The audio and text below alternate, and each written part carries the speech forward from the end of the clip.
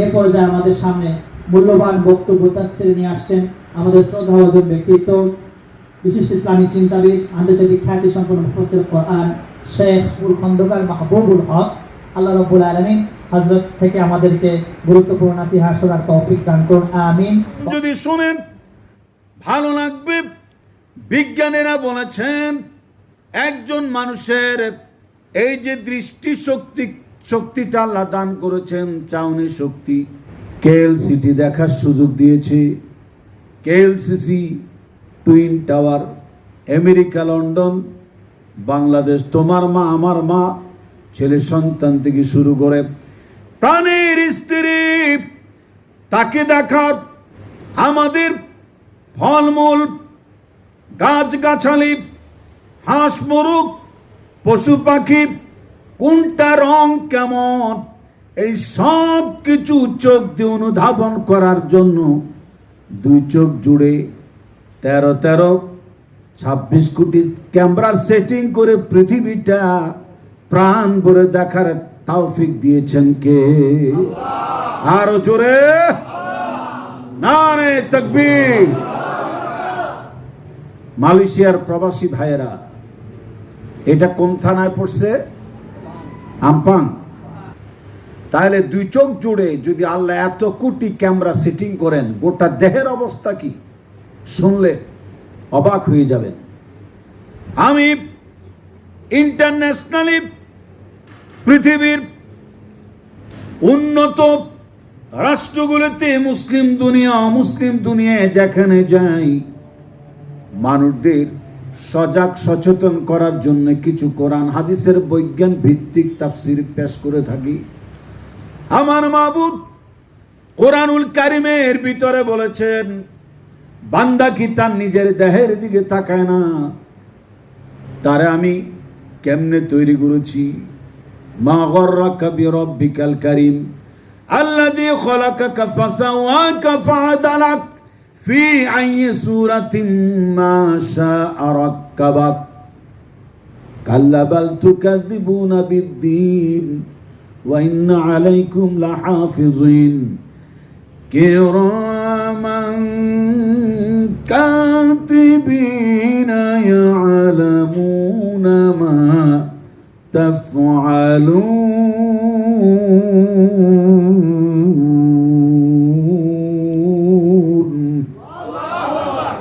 দারুণ শোনা গেছে, আবার বলেন আল্লাহু আকবার। আল্লাহু আকবার বলো, আল্লাহু আকবার, আল্লাহু আকবার বলো, আল্লাহু আকবার, জোরে আল্লাহু আকবার বলো, আল্লাহু আকবার, আল্লাহু আকবার বলো।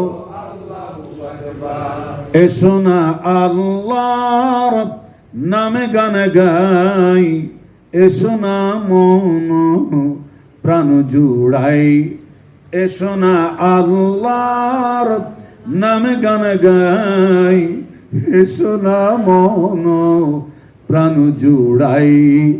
আল্লাহু আকবার বলো, আল্লাহু আকবার, আল্লাহু আকবার বলো। নারে তাকবীর। এ মালয়েশিয়ান প্রবাসী ভাইদের আগমন, শুভেচ্ছা, স্বাগতম। আল্লাহ আপনাদেরকে আখিরি মুনাজাত পর্যন্ত বসার তৌফিক দান করুন, স্মৃতি হয়ে থাকুক। আজ এই মাহফিল 2025 সালের জুলাই মাসের 14 তারিখ বাদ মাগরিব থেকে শুরু হওয়া এই প্রোগ্রাম আখিরি মুনাজাত পর্যন্ত কন্টিনিউ হোক। চাই কি চাই না? চাই কি চাই না?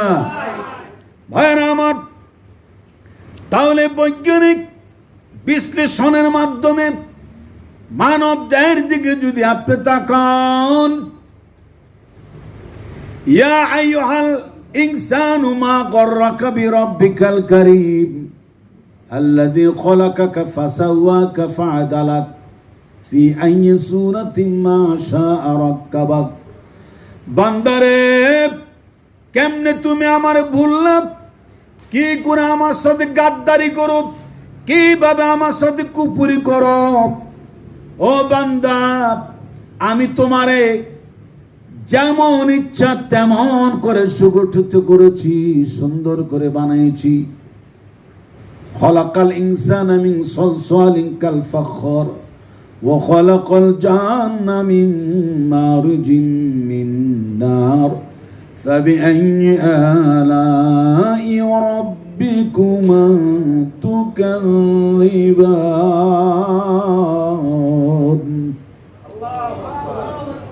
আমার আল্লাহ আপনাকে আমাকে মানুষকে সজাগ করে দিচ্ছেন, সচেতন করে দিচ্ছেন। ও বান্দা, জবাব দে, আমি যে তোমারে বানাইছি, কিভাবে বানাইছি, সুগঠিত করেছি, কেমনে তোমারে চোখ দিলাম, নাক দিলাম, হাত দিলাম, পাও দিলাম, চিন্তা করার জন্য মন মস্তিষ্ক দিলাম, খাবারের জন্য 32টা দন্তরাজি দিলাম। এই দাঁতের আগে আমি আল্লাহ রাব্বুল আলামিন তোমার মায়ের একটা নয় 2টে স্তন দিয়েছি, যাতে তরল খাবার ভক্ষণ করে করে তুমি জীবন ধারণ করতে পারো। তোমার মায়ের কুল থেকে তুমি দুনিয়ায় এসে যখন খাবারের চাহিদা হয়, মা তোমার কান্নার ভাষা বুঝতে পারে, কোনটা তোমার খাওয়ার কান্না, কোনটা তোমার আনন্দের হাসি, মা কিন্তু বুঝতে পারে। মা দৌড়ে আসে তোমার বুকে টেনে তোমার মুখের মধ্যে দুগ্ধ তুলে দেয়। তুমি আমি সে দুগ্ধটা পান করে জীবন ধারণ করে আস্তে আস্তে বড় হই। এর মধ্যে সীমাবদ্ধ রাখেন না, নানাবিধ ফল ফলাদি খাওয়ার জন্য, মাছ গোস্ত খাওয়ার জন্য, গ্যান্ডারি খাওয়ার জন্য, উখ খাওয়ার জন্যে, আম খাওয়ার জন্য, আমড়া খাওয়ার জন্যে, এরপরে পেয়ারা খাওয়ার জন্যে, শক্ত খাবার নারকেল খাওয়ার জন্যে। আমার আল্লাহ একটা দুইটা নয় 32টা দাঁত দান করেছেন। জোরে জোরে কোন আলহামদুলিল্লাহ। এই দাঁতগুলিকে সুনির্দিষ্ট জায়গায় আমার আল্লাহ আস্তে আস্তে বড় করেছেন। ওই দুধালো দাঁত থাকলে সেটা দিয়ে ভবিষ্যতে শক্ত খাবার খাওয়া যাবে না। এই দাঁতগুলি আস্তে আস্তে অনেকটা কম ব্যথা দিয়ে ফেলে দিয়ে নতুন নতুন দাঁত আমাদের মুখের মধ্যে সাজাই দিয়েছেন কে? এই যে আল্লাহর সৃষ্টি রহস্য সংক্রান্ত জ্ঞানবান কথাগুলি আপনারা যে শুনছেন সরাসরি কোরআন আর আয়াত থেকে, এতে যদি 1 ঘন্টা পর্যন্ত সময় ব্যয় হয়, আল্লাহ রাব্বুল আলামিন আপনার আমলনামায় 70 থেকে 70,000 বছর নফল নামাজ পড়ার সওয়াব দান করে দেয়।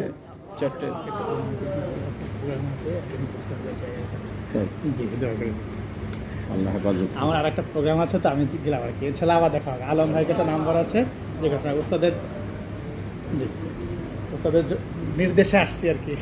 ধন্যবাদ। নসিব কিছু জুটছি নি না, রোজা রোজা রোজা রেখে যাইতে আলম ভাইয়ের এখানে না খেয়ে যাওয়া যাবে। আলহামদুলিল্লাহ, মাশাআল্লাহ, খুশি হলাম। আল্লাহ তোমাদেরকে এস্টাবলিশ করুক, আর অনেক সুন্দর কথা বলার তৌফিক দান করুক। আমিন। জোরে বলুন আল্লাহুম্মা আমিন। ইসলামিক ইউনিভার্সিটি মালয়েশিয়ার একজন পিএইচডি হোল্ডার, আলহামদুলিল্লাহ, গতকালকে আমার প্রোগ্রামে যোগদান করেছেন, আরও এসেছিলেন, আজকেও এসেছেন।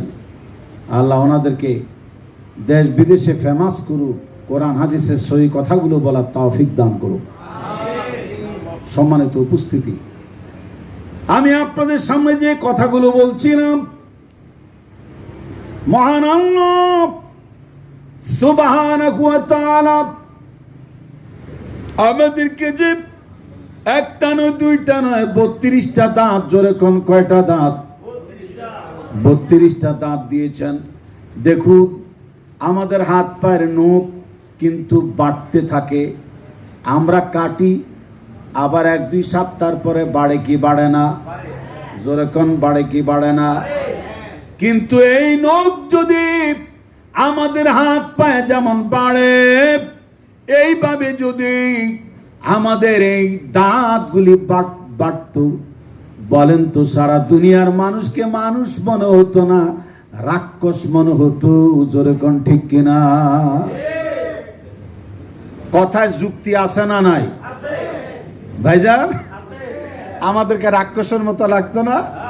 হাসি দিলে হাসি দেওয়ার আগে দেখবে যে দাঁত দাঁত বের হয়েছে। এই যে আল্লাহ ব্যালেন্স করলেন, নখ বড় হয় কিন্তু দাঁত বড় হয় না।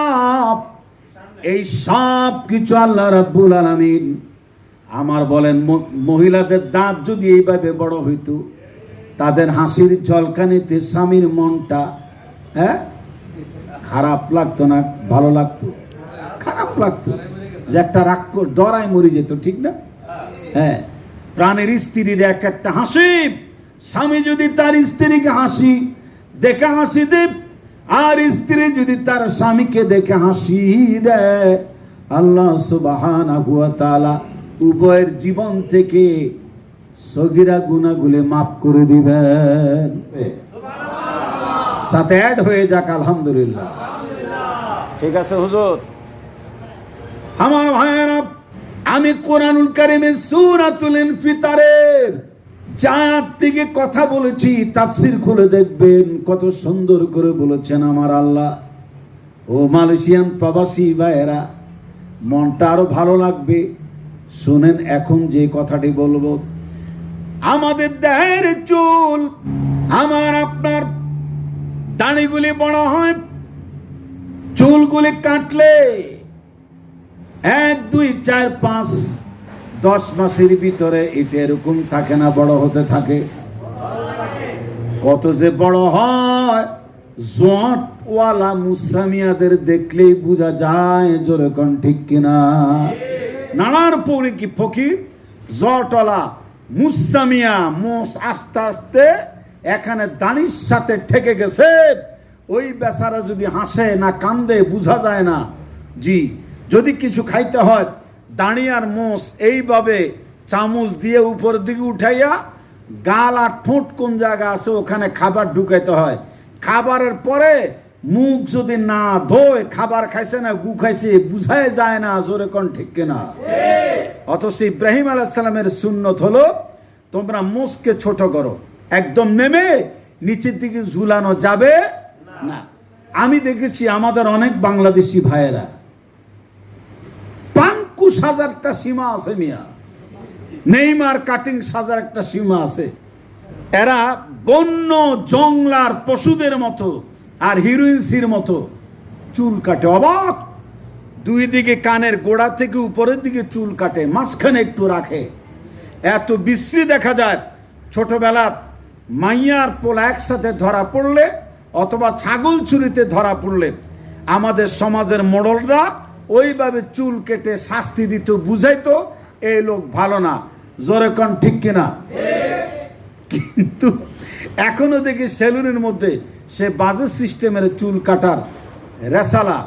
এটা ইসলামী সমাজ ব্যবস্থা যতদিন পর্যন্ত বাংলাদেশে কায়েম হবে না, ততদিন পর্যন্ত এলোমেলো চুল কাটা, খারাপ অকারেন্স করা, সন্ত্রাস, চাঁদাবাজি, দুর্নীতি করা, এই সমাজটাকে সুদ ঘুষের জাতাকলি নিষ্পেষিত করে মানুষকে জাহান্নামী করা বন্ধ হবে না ততদিন, যতদিন ইসলামী শরিয়া আইন বাংলাদেশে বাস্তবায়ন না হবে।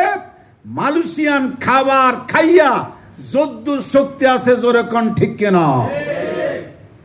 ভাইজান, মহান আল্লাহ সুবহানাহু ওয়া তাআলা আমাদেরকে এমন কিচ্ছু বাদ রাখেন নাই, রাসূলের মাধ্যমে তা শিক্ষা দেন নাই। কিভাবে আমরা চুল কাটবো? 3 ধরনের।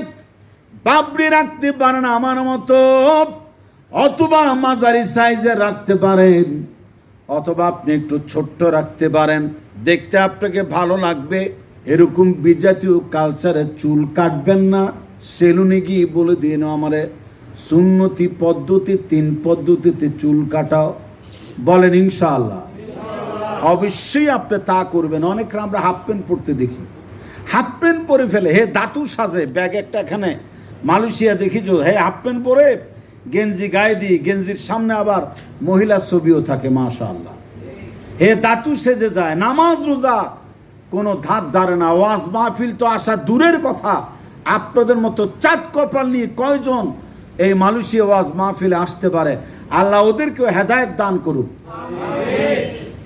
হযরতে আবু বকর সিদ্দিক রাদিয়াল্লাহু তাআলা আনহু রাসূল সাল্লাল্লাহু আলাইহি ওয়াসাল্লামের কাছে এসে কাঁদছেন, নজর জোড়ে চোখের পানি ছেড়ে কাঁদছেন, নবী গো আমার তো সর্বনাশ হয়ে গেছে গো নবী।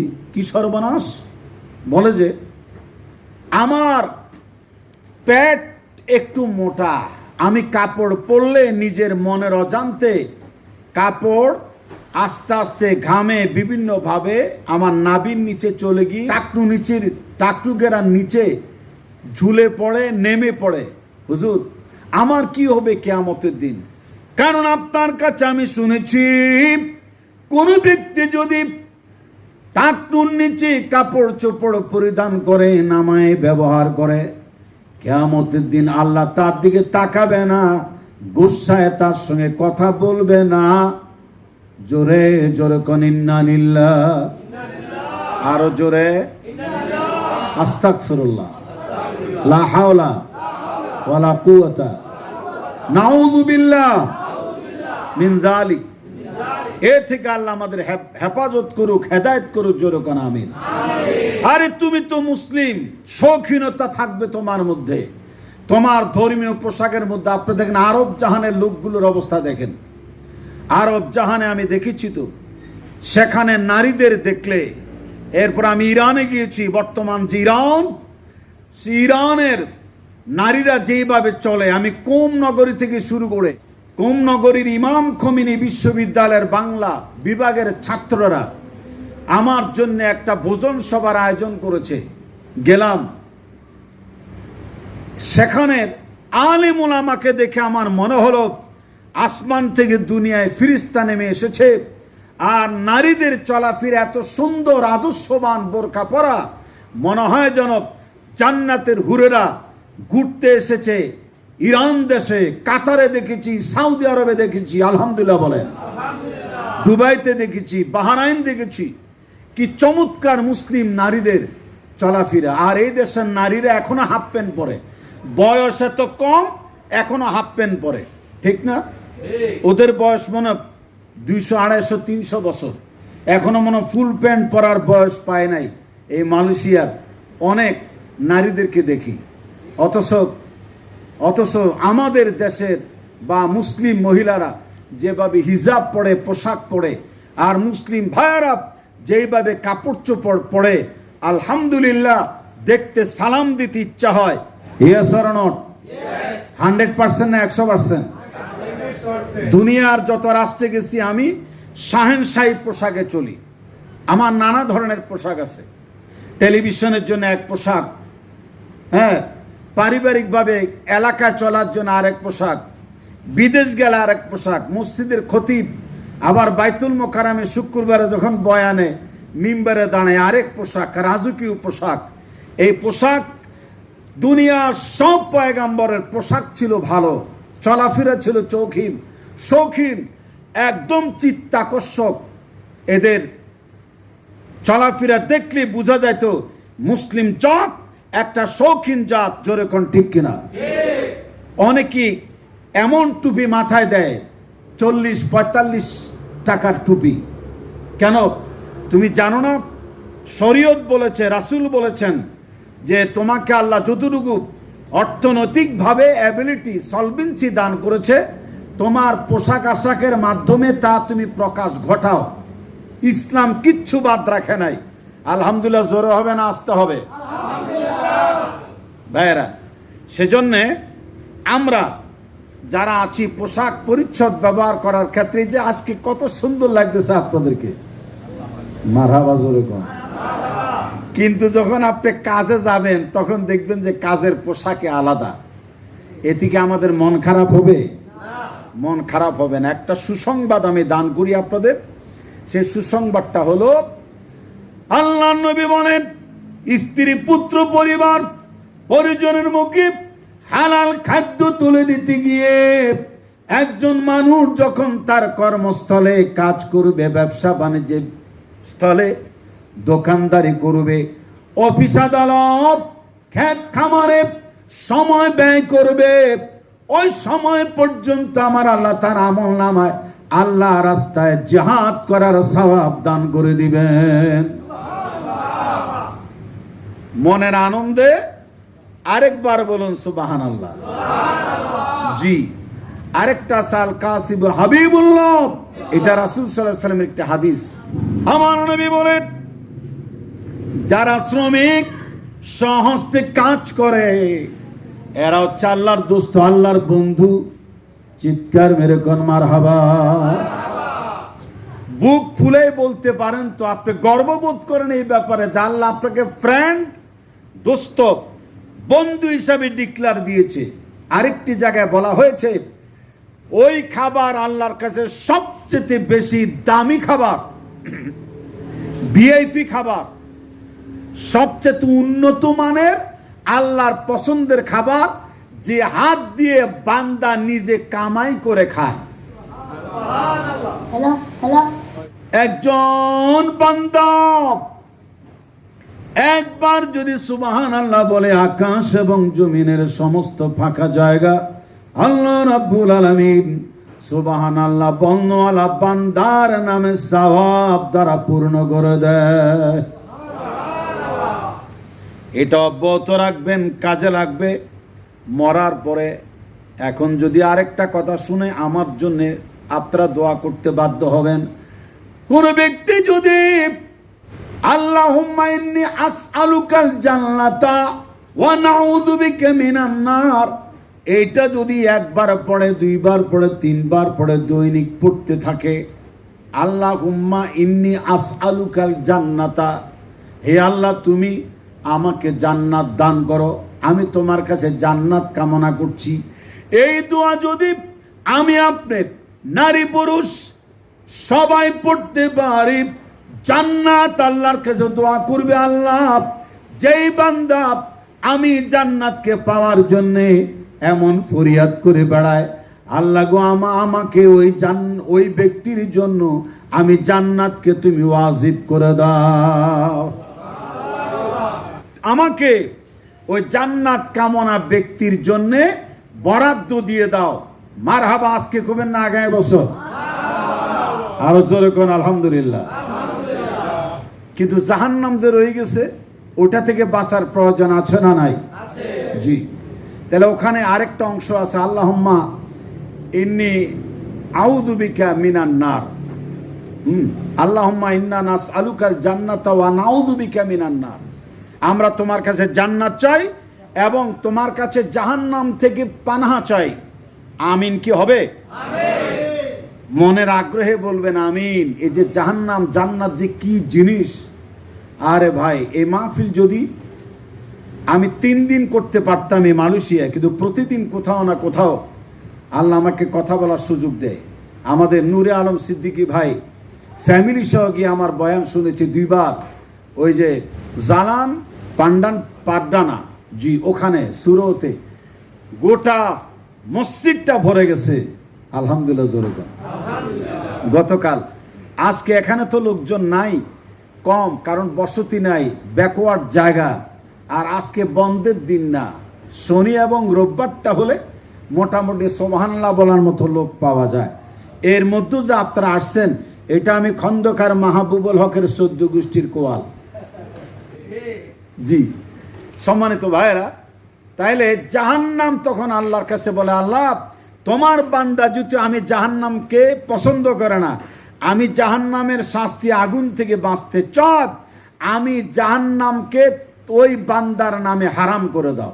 জাহান্নাম আল্লাহর কাছে আপনার পক্ষে ফরিয়াদ করবে, আল্লাহ এই বান্দা যেহেতু জান্নাত কামনা করে, আমি জাহান্নামে আসতে চাই না, সুতরাং আমি জাহান্নামটাকেও বান্দার জন্য হারাম করে দাও। এরপরও যদি আল্লাহ আমাদের জাহান্নাম হারাম না করে আর জান্নাত আমাদেরকে না দে, তো জান্নাত কি আল্লাহ নরেন্দ্র মোদীরই দিব? ওই ভ্লাদিমির পুতিনেরই দিব? ইসরায়েলের বেনিয়ামিনরে দিবে নাকি? জান্নাত অবশ্যই আমরা পাবো। মুষ্টিবদ্ধ হাত উপরের দিকে উঠায় বলেন ইনশাআল্লাহ। আরো জোরে ইনশাআল্লাহ। মরবেন, জান্নাতে যাবেন, 70টা হুর আপনার পাও টিবা, আপনার চুল টেনে আরাম দেওয়া, আপনাকে শরবত দিয়ে নেচে গে অভিবাদনের জন্য প্রস্তুত থাকবে। মারহাবা জোরে কোন। নিজের স্ত্রীর খবর কি হবে? এক একটা জান্নাতি মহিলার চেহারা কেমন জানেন? কাজল কালো আঁখি। এই এত খুশি হইলে হবে না। ওই আমারে ভাইয়ের মতো একজন আমারে কয়, হুজুর জান্নাত আল্লাহ আমারে দেখ, আমার কোনো আপত্তি নাই হুজুর, কিন্তু আপনি আমার জন্য দোয়া করেন আল্লাহ যাতে আমার কোনো হুরের পেছে না ফেলে। আমি কি হয়েছি, আপনি জান্নাতি হুরের বিরুদ্ধে খেপা কেন? কয়ে খেপা মানি বিয়ে একটা করছিলাম, ভালোই ছিলাম, পরে কিছুদিন পরে তার জ্বালায় বিয়ে আমি আরেকটা করছি। হিডো আমার এমন জ্বালান শুরু করছে, ভাড়া পুতার কি ঘষাঘষি, কিসের মরণ? মোর্চের মরণ।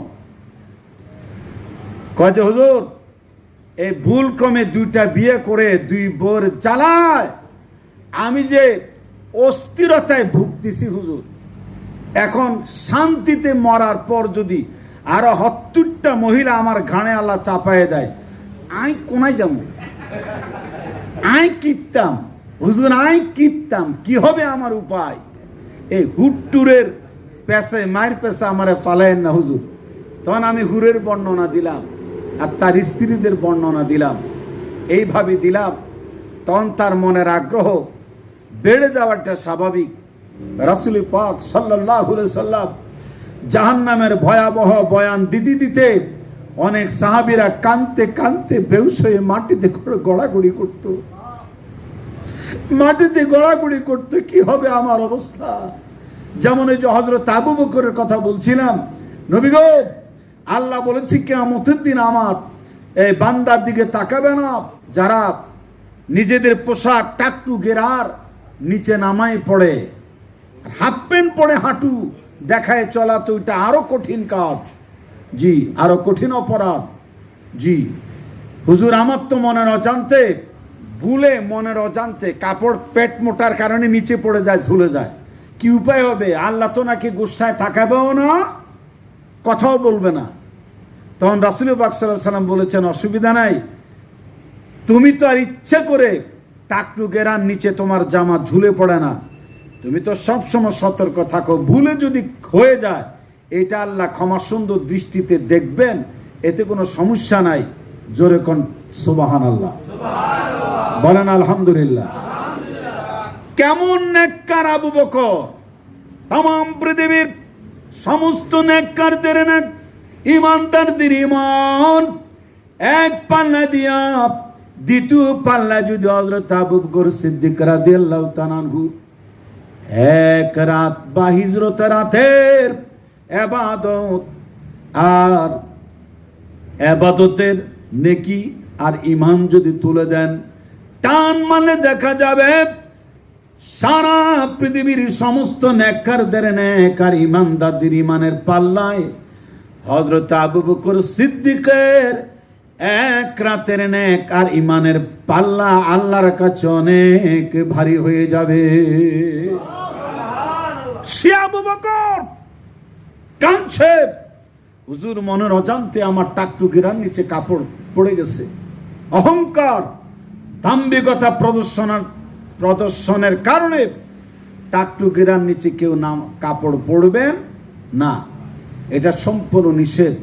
আর বিজ্ঞান এটা চর্চা করে দেখেছে, একটা মানুষের যৌবন শক্তিতে ক্রমান্বয়ে ভাটা নামে যারা টাকটু গিরার নিচে কাপড় ঝুলে পড়ে। নাউজুবিল্লাহ, আজকে করবেন না ঘরে যাই করবেন। যৌবন শক্তির উপরে বিরূপ প্রভাব বিস্তার করে। টাকটু গেরার নিচে কাপড় পরা যাবে না, হাঁটুর উপরে হাফ প্যান্ট পরা যাবে না। আপনাদের সন্তানগুলির দিকে খেয়াল রাখবেন, অবশ্যই নজর রাখবেন, বাসা বাড়িতে আপনার সন্তান যাতে হাফ প্যান্ট না পরে। জি দায়রা বলছিলাম হযরত আবু বকর সিদ্দিক রাদিয়াল্লাহু তাআলা কোন মসজিদে গিয়ে যদি দেখতেন ময়লা আবর্জনা ধুলাবালি পড়ে আছে, এই সব নিজাতে কুড়াইয়া পরিষ্কার পরিচ্ছন্ন করে আল্লাহর দরবারে দোয়া করে বলতেন, আল্লাহ আমি আবু বকর যেমন তোমার ঘরটা পরিষ্কার পরিচ্ছন্ন করে দিয়েছি, ময়লা আবর্জনাগুলো ছেড়ে দিয়েছি, ওগো আমার আল্লাহ এইভাবে তুমি আমি আবু বকরের জীবনের গুনাহের ময়লাগুলো পরিষ্কার করে দাও। চিন্তা করেন, এত বড় নেককার মরণের আগে তার ওসিয়ত ছিল, মৃত্যুর আগে ওসিয়ত করে গিয়েছে, আমি যদি মরে যাই আমাকে তোমরা নতুন কোন কাপড় চোপড় দিয়ে আমার কবরস্থ করবে না, আমার দাপন কাপন কোন নতুন কাপড় দিয়ে হবে না, আমার দাপন কাপন যেন হয় আমার নিজের শরীরের পোশাক জামা কাপড় দিয়া, বা আমার দাপন কাপন যেন হয় আমার ব্যবহারের চাদর দিয়া। জিজ্ঞেস করেছে কেন? সবাই তো নতুন কাপড় পরে কবরে যায়, এই তিনটা কাপড় আপনাকে তো পরানো হবে মরণের পরে, কেন পরাবো না নতুন কাপড়? হযরত আবু বকর সিদ্দিক রাদিয়াল্লাহু তাআলা আনহু বলেছেন, এই জন্য নতুন কাপড় আমাকে পরাবে না, আমার মতো আবু বকরের মৃত্যুর পরে আমার দেহে নতুন কাপড় পেছনে চাইতে এই নতুন কাপড় কোন একজন এতিম গরিব অনাথ অসহায় মানুষের জন্য যথেষ্ট। যেরকম সুবহানাল্লাহ, নারে তাকবীর, হাত তুলে বলো নারে তাকবীর। আমার দেশের মন্ত্রীরা বিদেশি ব্যাংকে সুইস ব্যাংকে টাকা জমায়, এক একটা মন্ত্রী মিনিস্টার এমপিদের ছাড়া সেকেন্ড হোম মালয়েশিয়ায়, অস্ট্রেলিয়ায়, ফ্রান্সে, আমেরিকায়, লন্ডনে, ইটালিতে, উন্নত দেশগুলিতে বাংলাদেশের কামাই। এই দেশের পদ্মা সেতু দেখে মনটা ভালো হয়ে গেছে। আমার বাংলাদেশের যমুনা সেতু তো একটা রেল লাইন আছে, আরেকটা রেল লাইন হচ্ছে, আলহামদুলিল্লাহ বলেন। মেট্রো রেল হয়েছে ঢাকা শহরে, চিনতেই পারবেন না, এত ফুটওভার, এত ফ্লাইওভার, আপনি অবাক হয়ে যাবেন। আমি বিশ্বের যত এয়ারপোর্ট দেখেছি আলহামদুলিল্লাহ, তার সাথে তাল মিলে আমার বাংলাদেশের এয়ারপোর্টগুলি মনের মতো নান্দনিক দৃষ্টিনন্দন সাজে সাজানো হয়েছে। মারহাবা জোরে কোন। যারা করেছে, যারা শ্রম দিয়েছে, টাকা দিয়েছে, পয়সা দিয়েছে, আমার এই বাংলাদেশের রিমিটেড যোদ্ধাদের টাকা সেখানে খরচ হয়েছে, ঠিক কিনা বলেন? আমাদের অর্জিত টাকা, আমাদের কৃষক শ্রমিক মেহনতি মানুষের ঘাম ঝরা পয়সা দিয়ে এই জাতীয় উন্নয়ন হয়েছে। বাংলাদেশটা উন্নতির স্বর্ণ শিখরে চলে গেছে। আমার বাংলাদেশে উন্নয়নের মহাসড়কে উঠতে পেরেছে এশিয়ান হাইওয়ে, 500-550টার মতো মডেল মসজিদ, উপজেলাকে আধুনিকায়ন, এরপরে আমার এই বাংলাদেশের জেলা, তারপর বিভাগগুলিকে, লঞ্চ টার্মিনাল, ঘাটগুলিকে দারুণভাবে এগুলো মেরামত করা হয়েছে। কিন্তু একটা কথা শুনে আমার মনটা খারাপ হয়ে গেছে যে এগুলি করতে গিয়ে সরকার যত টাকা খরচ করেছে এরকম আলাদা 3টা বাংলাদেশ গড়া যাইতো, এমন দুর্নীতি হয়েছে। নাউজুবিল্লাহ জোরে কম। তখন আমার মনটা খারাপ হয়ে গেছে। এই টাকা দিয়ে কি করবে ওরা? শান্তিতে ঘুম আসবে না। 2 নম্বরই টাকায় শান্তিতে ঘুম হবে? চন্দন পালঙ্কে শুয়ে একা একা কি হবে? আরামদায়ক ঘুম যদি না আসে কি হবে তখন? আপনি উখ খেতে যাই পালাইতে হবে, আপনি কলা বাগান পালাইতে হবে, আপনাকে বাংলাদেশের বর্ডার ক্রস করে আপনাকে ভারতে যেতে হবে, ইটালি যেতে হবে, আমেরিকায় যেতে হবে। অনেকে আগে গাঠটি ঘুষকা বেঁধে চলে গেছে, যাদের নামে এখন কোটি কোটি টাকা দুর্নীতি ধরা পড়েছে। আমি কি বাড়তি কথা করতেছি না সত্য কথা? কেউ আপনি শান্তিতে ঘুমাইতে পারবেন না। হালাল ইনকাম করুন, অল্প খান, আলু বত্তা খান হালাল টাকা দিয়া, হারাম অবৈধ কামাই রোজগার করেন, আপনি শান্তিতে ঘুমাইতে পারবেন না, ঠিক কিনা? দুদুক আপনার পেছনে লেগে থাকবে। যতদিন পর্যন্ত বাংলাদেশ কোরআন সুন্নাহর আদল ইসলামাইজ না হবে, ততদিন পর্যন্ত সন্ত্রাস, নৈরাজ্য, দুর্নীতি বন্ধ হবে না, হবে না, হবে না, কোনোদিন হবে না। এটা আপনি লিখে নেন, কোনোভাবেই হবে না। আগে যে বলেছি, আল্লাহ রাব্বুল আলামিন তো তিনি, যিনি 1 টাকার চাকরির পয়সা নাই, আপনার মুখের মধ্যে আমার মুখে দাঁত নাই, কিন্তু মায়ের গর্ভ থেকে আসার পরে তিনি আমাকে আপনাকে মায়ের বুকের তরল খাবার পান করাইয়া আমারে আপনারে সুখে রেখেছে, আমাকে আপনাকে জীবন ধারণ করার সুযোগ করে দিয়েছে। ওই আল্লাহ রাব্বুল আলামিন একটা নয়, দুইটা নয়, 32টা দাঁত দিয়েছে। আমার নখ বাড়ে কিন্তু দাঁত বাড়ে না। নখ যেইভাবে বাড়ে এইভাবে যদি দাঁতও বাড়ত, রাক্ষসের মতো আমার চেহারা হয়ে যেত। চুল বাড়ে, আমার আপনার দাড়িও বাড়ে, অন্যান্য জায়গার চুলও বাড়তে থাকে। কিন্তু মনে করুন, আমার আপনার দাড়ি আর চুল যেমন বাড়ে, এইভাবে যদি আমাদের চোখের উপরের এই বুরুগুলো যদি বাড়ত, এবং চোখের উপরে যেমন আমরা চোখের পাতা মারি, চোখের পাতা মারতে থাকি ক্লিন করে, গাড়ির সামনে যেমন বৃষ্টি আসলে, কুয়াশা আসলে এইভাবে, এটার কি বলে? সুইপার, হুইফার। জি, একটু জোরে কইেন কথা। হুইফার আপনার গাড়ির সামনের বৃষ্টি, কুয়াশা ক্লিন করে দেয়, পরিষ্কার করে দেয়। এই চোখের এই যে আমাদের পাতা আপ ডাউন করে, এটা সেই কাজে করে। এর মধ্যে আলাদা একটা পানীয় জমা রাখে। আলহামদুলিল্লাহ, জোরে কোন, জোরে কোন মারহাবা। সম্মানিত ভাইরা আমার, চোখের উপরের এই চুলটারে কি কয় আল্লাহ জানে, চোখের পাপড়ির যে চুল, হ্যাঁ, পিসি। আর এটারে কি কয়? এটা পুরু। দাড়ির মতো, মোসার মতো, চুলের মতো এটা যদি আল্লাহ দৈনিক বাড়াইতেন, সেলুনে এটা কাটার পয়সা দিয়া কয়জন কুলাবেন? আমি দুনিয়াটা দেখতে পারতাম না, রাইট? এটা সুন্দর জায়গা সেটিং করেছেন কে? আল্লাহ করেছেন। আলহামদুলিল্লাহ, জোরে কোন মারহাবা, জোরে কোন। সারা পৃথিবী জুড়ে যা কিছু আছে, এই সব কিছু আপনার দেহের মধ্যে আছে। দেখুন, এই কথা, এই পর্বটা আমি আপনাদেরকে একটু ফিনিশিং দিয়ে দিই। তাহলে আমাদের চোখের এটারে কি বলে? এই পিসি, এটারে এই বুরু।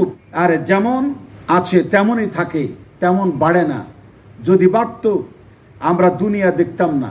ভাইরা, আমাদের চুল দাড়ি বাড়তে থাকে, এগুলি আমরা কাটি।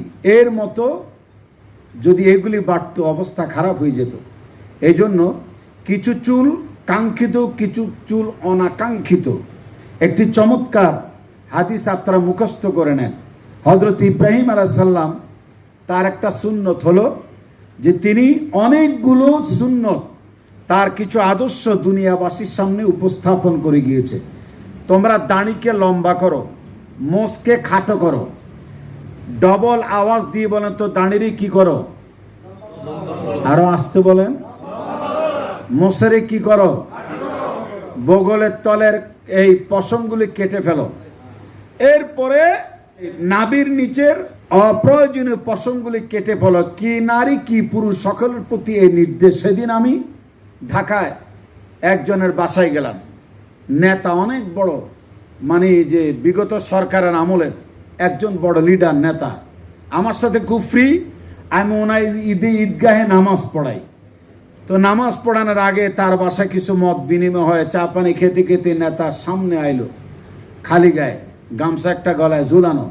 দেখলাম যে ওনার বগলের তলের চুল আছে না, বগলের চুল একদম অনেক বেশি ঝুলে পড়েছে। আমি বললাম যে নেতা, আপনি তো মুখে দাড়ি রাখলেন না, বগলের তলের দাড়ি তো অনেক লম্বা হয়ে গেছে। মুখে দাড়ি নাই, বগলের তলের দাড়ি তো ঠিকই লম্বা হয়েছে, ওইটা কাটেন আর এটা ছাড়েন। বেচারা হাসে আর নিজের হাতের বগল দিয়ে বগলের তলের পশম আড়াল করতে চায়। জিন্দিগিতে আড়াল হবে হবে না, বুঝছেন? খুব ফ্রি তো। কাজে হুজুর কি করবো? আমি কিন্তু আরেকটা টেনশনে পড়ছি যে এই লোকটার বগলের তলের এই পশম যদি এত লম্বা হয়, তাহলে তার নাভির নিচের পশম কত লম্বা, কত সার পোকা যে ওখানে কিলবিল করতেছে উকোনে, আল্লাহ ছাড়া কেউ জানে না। এই জন্য ইসলাম সৌন্দর্য মণ্ডিত একটা ধর্মের নাম। মারহাবা বলেন। ইব্রাহিম আলাইহিস সালামের একটা সুন্নত হচ্ছে হাত পায়ের নখ কেটে একদম পরিপাটি করে থাকো, চুল আশ্রাও, মাথা আশ্রাও। ইসলাম মানে হচ্ছে সুন্দর। ইসলাম মানে কি? সুন্দর। এই সুন্দরের উপরে আমরা আমাদের জীবন গড়ার তৌফিক দান করুক। জোরে কোন আমিন। আর জোরে কোন আমিন। নারে তাকবীর। নূরে আলম সিদ্দিকী ভাইয়ের আগমন। একটা সালাম দেন সবাই। হ্যাঁ, আপনি একটা সালাম দেন সবাই। আসসালামু আলাইকুম ওয়া রাহমাতুল্লাহ। ওনার কয়েকদিন মাথা প্রচন্ড ব্যথা, এই মাথা ব্যথার ভিতর দিয়ে হাসপাতালে বাচ্চা কাচ্চা নিয়ে দৌড়াদৌড়ি করে উনি আমার এই মাহফিলটা ভাবে সাজাই দিয়েছেন। কিন্তু আপনাদের যে স্পিরিট, শোনার যে মন মানসিকতা, এতে মনে হয় না যে আমি স্বল্প সংখ্যক লোকের সামনে কথা বলছি। আমার কাছে মনে আমি হাজার হাজার মালয়েশিয়ান প্রবাসী বাংলাদেশি ভাইদের সামনে কথা বলতেছি। একটু আলহামদুলিল্লাহর আওয়াজ জোরে শোনায় দেন তো। আরো জোরে কান মারহাবা। নারে তাকবীর। শ্রোতা মণ্ডলীর আগমন, মালয়েশিয়ায় পর্দা আড়ালের মা বোনদের আগমন, লিল্লাহে তাকবীর।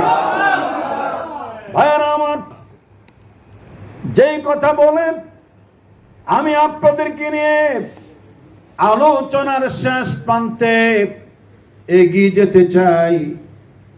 তাহলে ইব্রাহিম আলাইহিস সালামের সৌন্দর্য মণ্ডিত আদর্শ সবাই বলেন এক নম্বর। বলেন কয় নম্বর?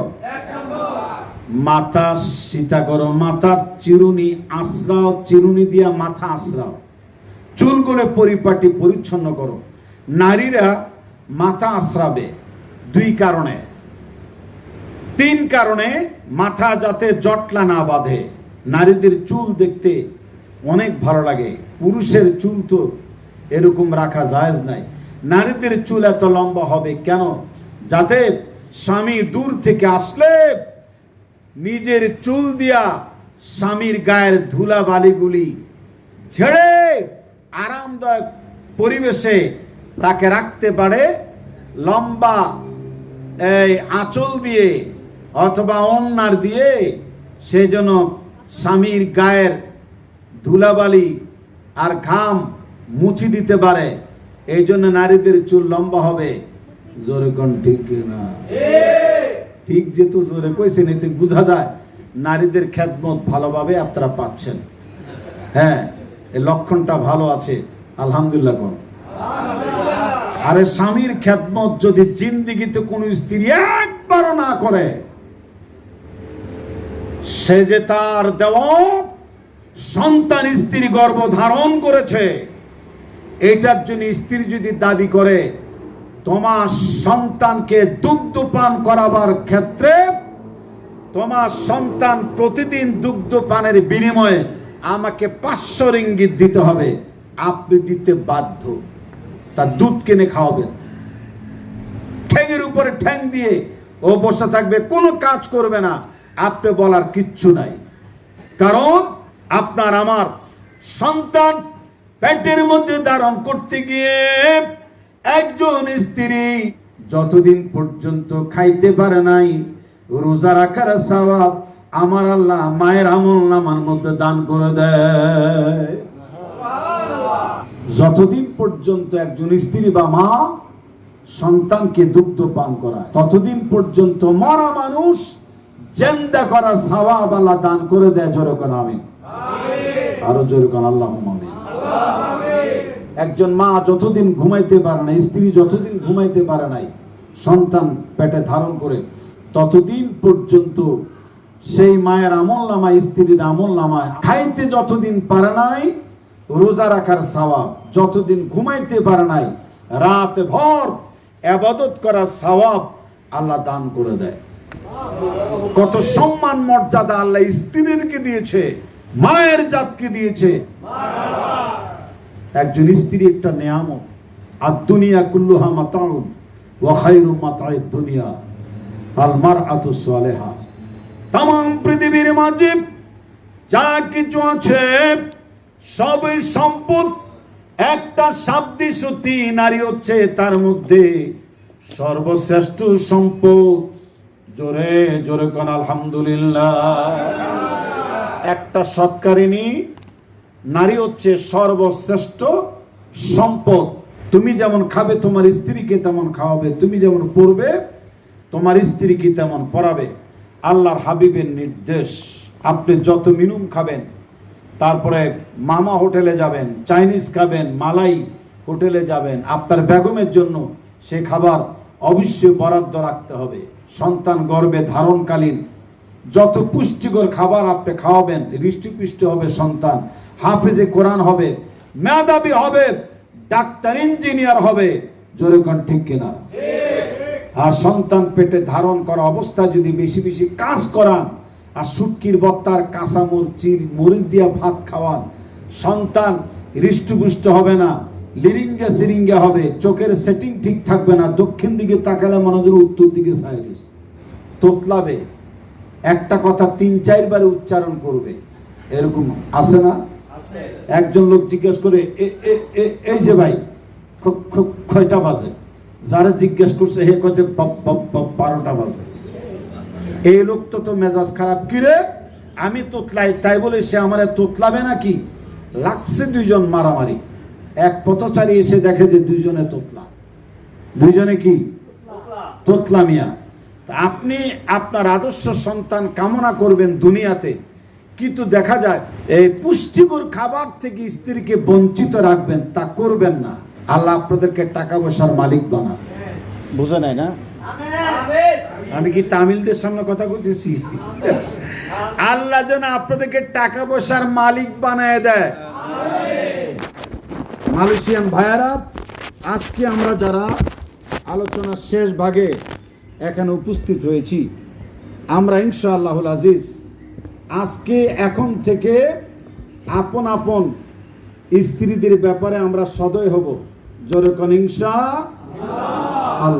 আল্লাহর নবী বলেন, একজন স্বামী প্রতিদিন তার স্ত্রীর মুখে যত লোকমা খাবার তুলে দেবে, আল্লাহ রাব্বুল আলামিন একজন স্বামীর আমলনামায় উত্তম সদকা প্রদানের সওয়াব দান করে দিবে।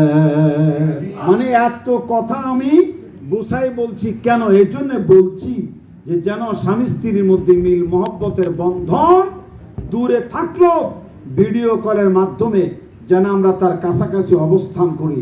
জোরে বলুন আমিন। টাকা 2-4টা বেশি খরচ হলো, যদি আম্মা আব্বার খেদমতের জন্য স্ত্রী দেশে রাখা প্রয়োজন হয় রাখতে পারেন, কোনো অসুবিধা নাই। যদি গুছাইয়া অনুমতি নিয়ে আসতে পারেন, মালয়েশিয়ার সাথে করে নিয়ে আসেন। না হয় খবর খারাপ হইতে পারে কি পারে না? পারে কি পারে না? আল্লাহ মাফ করুক। জোরে কোন আমিন। আর জোরে বলুন আমিন।